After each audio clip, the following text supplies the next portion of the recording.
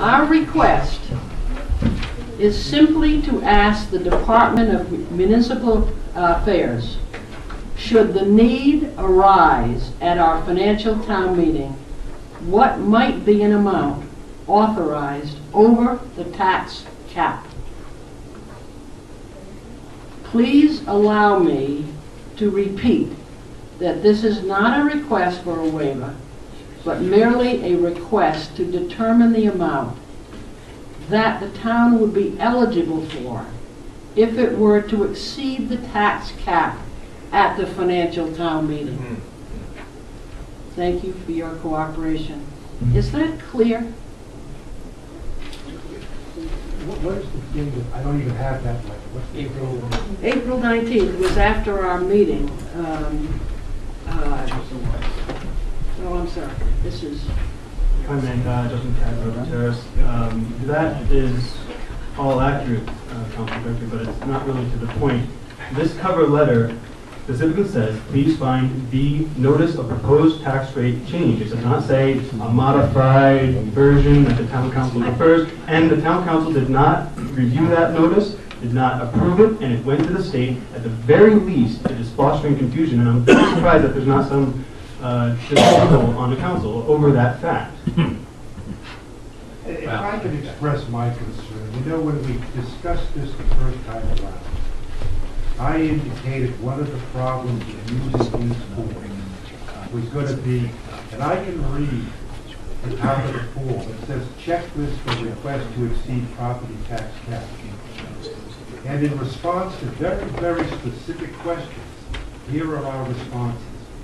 Amount by which proposed tax levy exceeds 4.5% cap, $1,461,644. The total override requested, $1,461,644.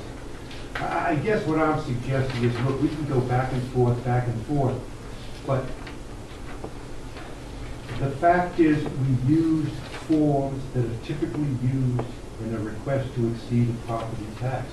And no matter how much we argue about it, we can look at the wording on this form and somebody will come away with the impression, perhaps more than an impression, we're actually requesting this override. As a matter of fact, on page 2, we specifically request the override in the amount of $1,461,644.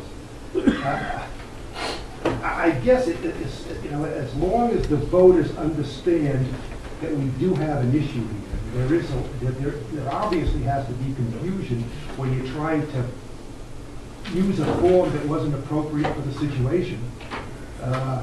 We can keep reading it back and forth, and it'll make Ms. Gerke's point, it'll make the speaker's point. The fact is, we now have these documents on record, and at first blush, without explanation, it would appear to be, for example, if I look at the form that says notice of proposed tax rate change, I can read that whole document, and there really is nothing to suggest, oh, we're just checking on eligibility. We're just checking for informational purposes. That's if you separate all the documents, and I agree. If I send you a cover letter that says, here's the information, you put it on a sheet that they like to see because that's the one they worked from, you know, but you say to them, this is not asking you for this is asking for an evaluation, and it's after we told the administrator to seek the evaluation. Now, if he didn't put it on the right form or a form that confused somebody, and if they didn't, they will come back to us, I'm sure. We should have told him how he should have done it then, because what we did as a council was took a vote that said, please ask for this information. And we didn't tell him what form to send it on, we asked him to send the information. And, you know, I'm not going to chastise him because he put it on that form. It's misleading because we did send a form, and I signed a form that had all of the numbers at the budget committee that we had to have published by a certain date, and I came in here and signed that document.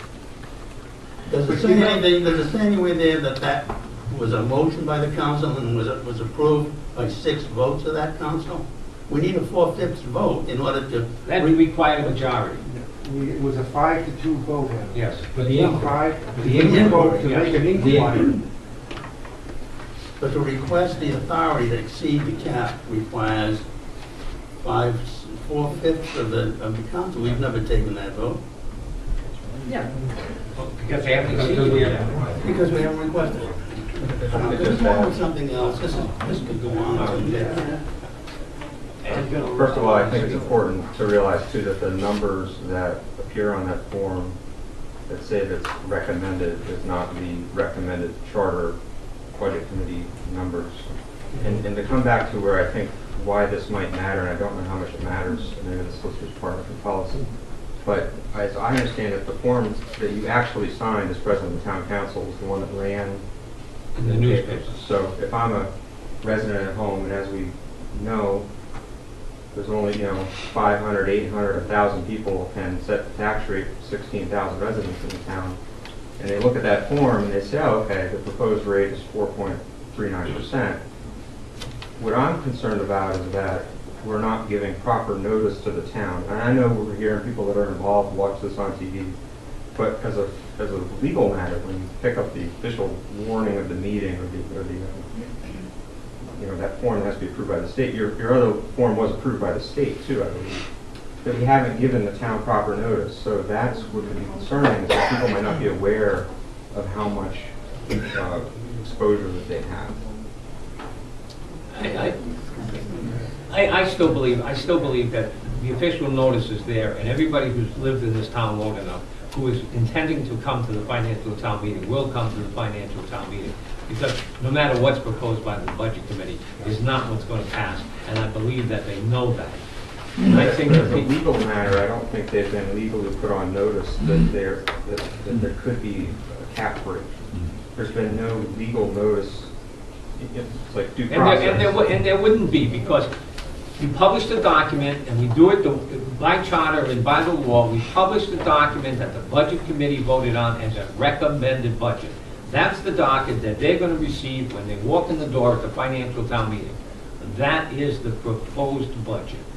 And everybody who thinks that they have a problem with a number that was allocated to them will be there to speak for a different number.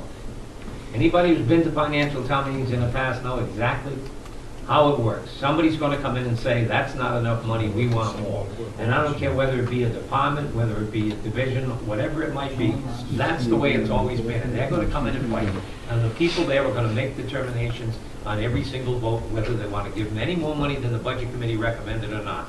The issues that resolve around this cap, because up until 4 or 5 years ago, it wasn't an issue because there wasn't one. And since that legislation, I believe, passed, we run into this situation.